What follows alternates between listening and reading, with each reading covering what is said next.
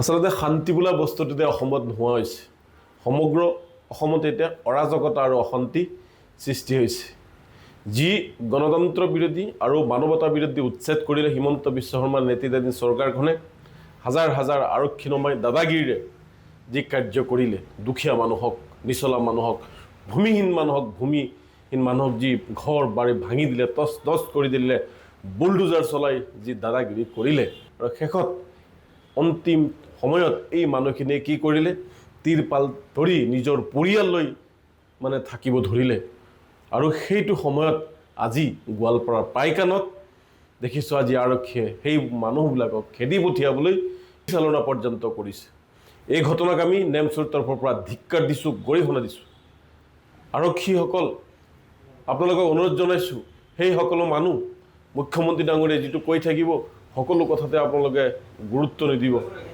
আজি তেওঁলোকে ভূমিহীন মানুহ আছিলে, তেওঁলোকক আজি মানুহ গুলিৰ বলত আজি হত্যা হৈছে, বহুকেইজন আহত হৈছে।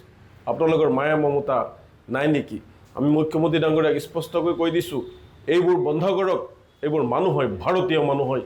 ভাৰতীয় মানুহক আপুনি আপোনাৰ আৰক্ষী লগাই কিয় লীলা আৰম্ভ কৰিছে, কিয় আহত কৰি আছে? আপোনাক সেইকাৰণে আমি মুখ্যমন্ত্ৰী বনাইছিলোঁ নেকি?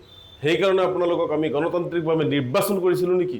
আপোনাক এটা কাৰণতে নিৰ্বাচিত কৰিছিলোঁ, আপুনি অসমৰ মানুহক শান্তি দিয়ক, নিৰাপত্তা দিয়ক।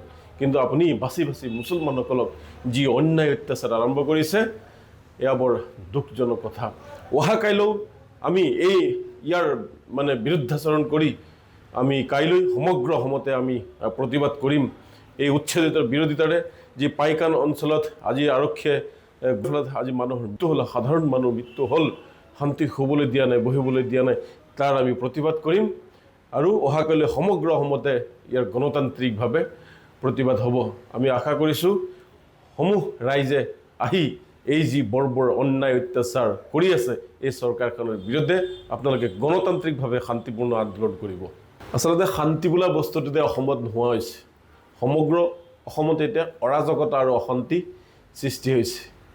যি গণতন্ত্ৰ বিৰোধী আৰু মানৱতা বিৰোধী উচ্ছেদ কৰিলে হিমন্ত বিশ্ব শৰ্মাৰ নেতৃত্বাধীন চৰকাৰখনে হাজাৰ হাজাৰ আৰক্ষী নমাই দাদাগিৰিৰে যি কাৰ্য কৰিলে, দুখীয়া মানুহক, নিচলা মানুহক, ভূমিহীন মানুহক যি ঘৰ বাৰী ভাঙি দিলে, তছ তছ কৰি দিলে, বুলডোজাৰ চলাই যি দাদাগিৰি কৰিলে, আৰু শেষত অন্তিম সময়ত এই মানুহখিনিয়ে কি কৰিলে, তিৰপাল ধৰি নিজৰ পৰিয়াল লৈ থাকিব ধৰিলে। আৰু সেইটো সময়ত আজি গোৱালপাৰাৰ পাইকানত দেখিছোঁ আজি আৰক্ষীয়ে সেই মানুহবিলাকক খেদি পঠিয়াবলৈ চালনা পৰ্যন্ত কৰিছে। এই ঘটনাক আমি নেমচৰ তৰফৰ পৰা ধিক্কাৰ দিছোঁ, গৰিহণা দিছোঁ। আৰক্ষীসকল, আপোনালোকক অনুৰোধ জনাইছোঁ, সেই সকলো মানুহ মুখ্যমন্ত্ৰী ডাঙৰীয়াই যিটো কৈ থাকিব সকলো কথাতে আপোনালোকে গুৰুত্ব নিদিব। আজি তেওঁলোকে ভূমিহীন মানুহ আছিলে, তেওঁলোকক আজি মানুহ গুলিৰ বলত আজি হত্যা হৈছে, বহুকেইজন আহত হৈছে। আপোনালোকৰ মায়া মমতা নাই নেকি? আমি মুখ্যমন্ত্ৰী ডাঙৰীয়াক স্পষ্টকৈ কৈ দিছোঁ, এইবোৰ বন্ধ কৰক। এইবোৰ মানুহ হয়, ভাৰতীয় মানুহ হয়।